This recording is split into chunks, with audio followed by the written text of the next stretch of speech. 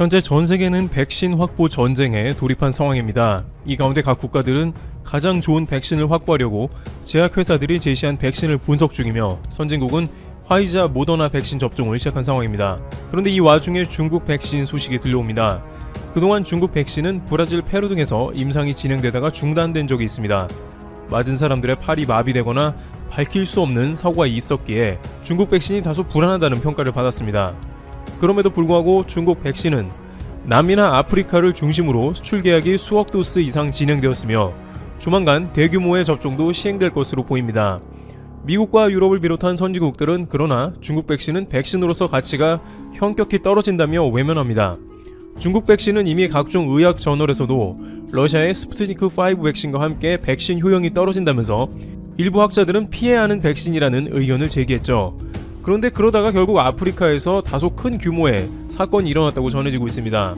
RFA 자유아시아 방송에 따르면 앙골라에서 현재 중국 백신을 접종한 중국인 근로자들이 대거 코로나에 감염되었으며 앙골라 당국이 비상사태에 돌입했다는 것입니다.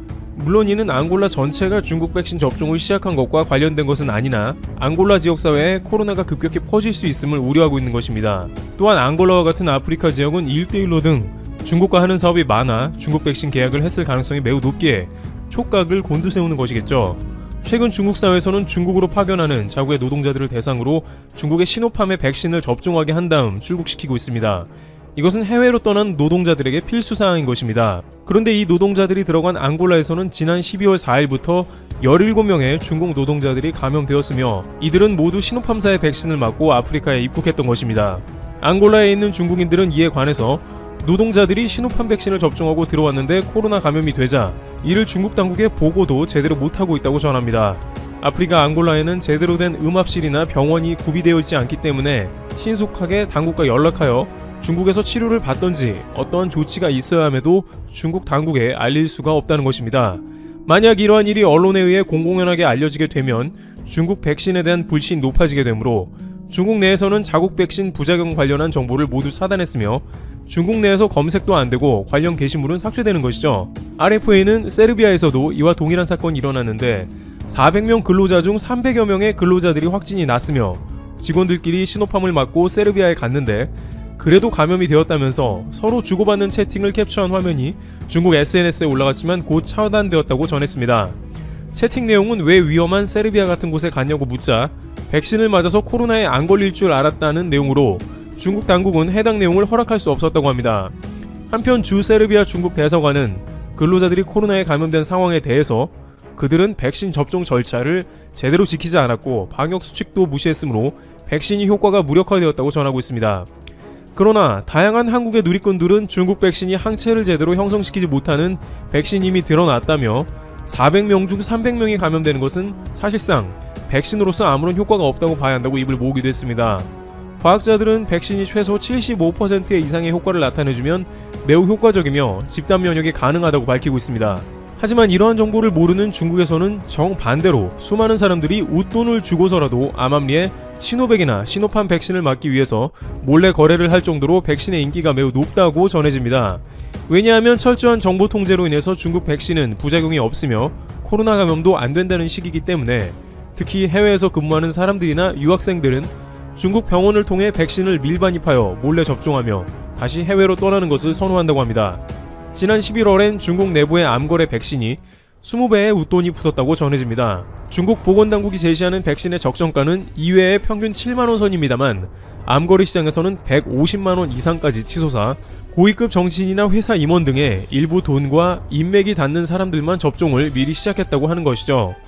또한 일부 중국인들은 애국심을 자랑하기 위해 백신 맞는 장면을 직접 SNS에 올리기도 합니다. 일부 SNS에서는 중국 백신 맞는 것이 자랑스럽다. 모두 자국 백신을 맞아 건강해지자며 독려합니다. 중국 당국은 100만 명이 백신을 접종했는데 부작용은 없었다고 발표했지만 구체적인 자료는 하나도 공개하지 않아 논란이 되었습니다.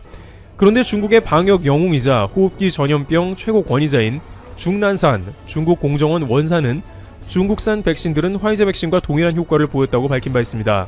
중난산은 현재 중국을 보라고 하면서 확진자가 거의 제로에 가까운 반면에 다른 국가들은 그렇지 않다며 중국 당국의 통제, 격리와 백신 접종 등의 효과로 인해 세계에서 가장 뛰어난 방역국이 되었다고 밝혔습니다. 해외에서는 유일하게 아랍에미리트의 경우 중국 백신 임상실험에서 86% 효과가 있었다면서 자국도 중국 백신을 수입할 것이라고 밝혔습니다. 하지만 이와 같은 소식은 중국에 매우 부정적입니다. 만약 이런 것이 공식화된다면 중국과 백신을 계약한 수많은 국가들은 더 이상 백신을 수입하지 않으려 할 것이고 생산된 수억 도수의 백신이 폐기 처분될 상황도 나옵니다. 중국은 천문학적인 손해를 볼 수 있다는 것이죠.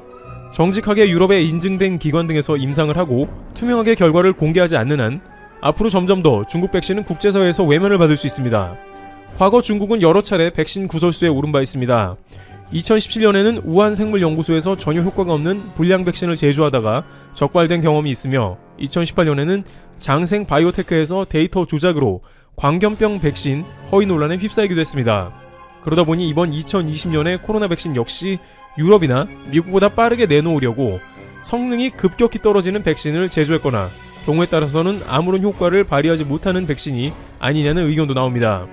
온라인상에서는 중국 백신에 대한 다양한 의구심이 여전히 토론의 주요 대상으로 자리 잡은 가운데 앞으로 점점 중국 백신을 맞은 사람들이나 코로나 확진율이 높다는 이야기가 퍼질 수 있으며 이는 결국 암암리에 중국산 백신보다는 화이자나 모더나를 몰래 맞게 되는 상황도 생길 수 있다며 백신을 맞으러 다른 유럽이나 미국에 몰래 여행을 가게 되는 오픈 상황도 등장할 수 있다는 의견이 나옵니다. 중국 당국에서는 한동안은 타국산 백신은 엄격히 수입을 금지할 것으로 관측되기 때문입니다. 하지만 국제백신연구소에서는 현재 모더나와 화이자 백신조차도 상당 기간 지켜보는 게 필요하다고 전합니다.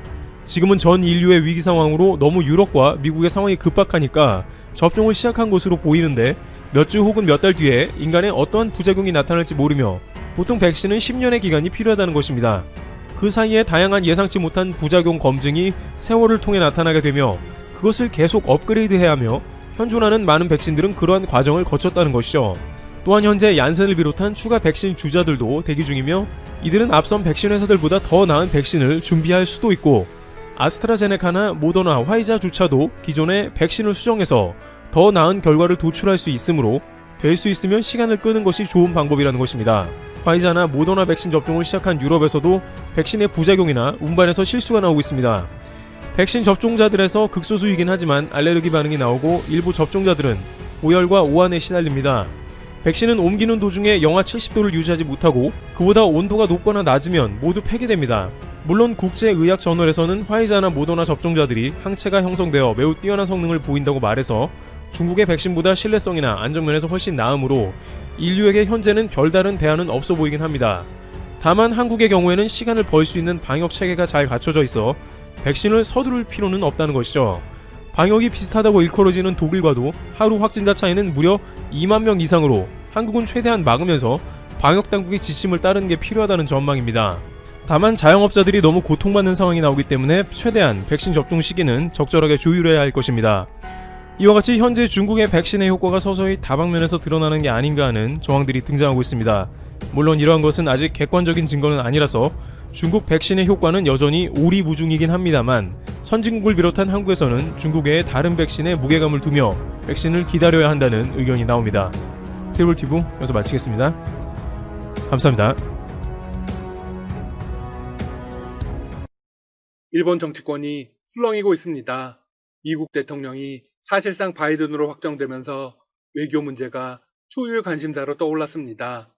일본은 미국과의 외교를 처음부터 다시 쌓아나가야 하는 상황입니다. 그런데 내부에서도 갈등이 점화되고 있습니다. 그야말로 안팎이 다 시끄럽죠. 일본의 스가 정권이 출범한 지 2개월 정도가 되었습니다. 스가 총리는 정식 임기 총리는 아니고 아베 전 총리의 남은 임기 1년을 대체하는 역할을 하고 있습니다. 따라서 아베 전 총리의 노선을 그대로 따라갈 거라는 전망이 대부분이었죠. 그런데 예상과는 다르게 흘러가고 있습니다. 현재 두 사람의 갈등설이 서서히 피어오르고 있습니다. 스가 총리는 아베 정권의 계승을 모토로 내세웠지만 나름의 차별화 전략을 구상했습니다. 그런데 그 지점이 아베 전 총리의 지지 세력들에게 불만을 안겨주었습니다. 일본의 유력 언론에 따르면 두 사람 사이에 분명한 균열이 생겼다고 합니다. 그 증거도 제시했습니다. 지난 4일 국회 중의원 예산위원회에서는 적기지 공격능력 보유와 관련한 이야기가 나왔습니다. 적기지 공격 능력은 일본을 공격하는 탄도미사일을 상대국 영역에서 저지하는 개념입니다. 쉽게 말해서 공격당하기 전에 적 미사일 기지 등 거점을 타격하는 능력입니다. 의도는 그럴싸해 보이지만 속내는 일본을 전쟁 가는 국가로 만들자는 것입니다. 이는 사실상 선제 타격을 의미하는 것으로 일본 평화헌법에 기반을 둔 전수방위, 즉 공격을 받을 경우에만 방위력 행사가 가능하다는 원칙에 위배된다는 지적을 받고 있습니다. 스가 총리 역시 적기지 공격 능력을 지지하는 듯 했습니다. 이번 내각에서도 아베 전 총리의 담화를 바탕으로 논의를 진전시켜 나가겠다. 그런데 이후의 발언이 문제가 되었습니다. 그런데 이 담화는 국무회의를 통과한 게 아니라는 점에서 원칙적으로 그 효력이 다음 내각에 미치는 것은 아니라고 생각한다. 조금 복잡하게 표현되었지만 결론적으로는 이번 내각에서 따를 필요는 없다는 것입니다. 아베 전 총리가 공을 들인 담화를 대놓고 무시해버린 것입니다. 이에 자민당 내 아베 전 총리의 기반인 호소다파가 크게 흥분했습니다.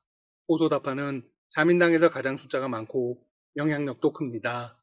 이들이 흥분하는 이유는 적기지 공격 능력과 관련해서 아베 전 총리가 퇴임 직전까지 중요성을 강조했기 때문입니다.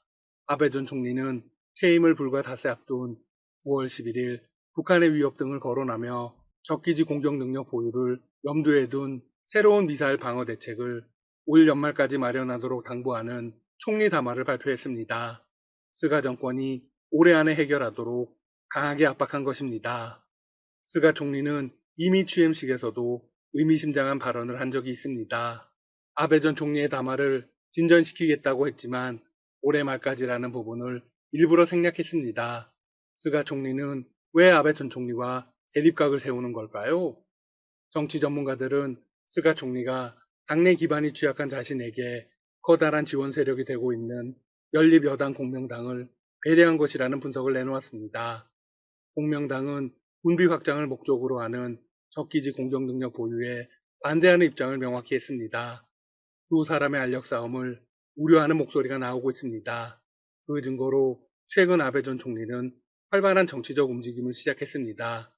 퇴임 이후 너무 이른 복귀에 많은 전문가들이 갈등설을 부풀리고 있습니다. 아베 전 총리는 9월 28일 호소다파 행사에 참석한 것을 계기로 공식 석상에서의 발언을 대폭 늘리고 있습니다. 이후 자신이 회장을 맡고 있는 창생일본 모임과 당내 의원연맹, 의원의 존엄과 국익을 지키는 모임 총회에 연달아 참석했습니다. 지난 1일에는 자신의 지역구 야마구치현에서 연설을 하면서 헌법 개정에 강한 의욕을 나타냈습니다.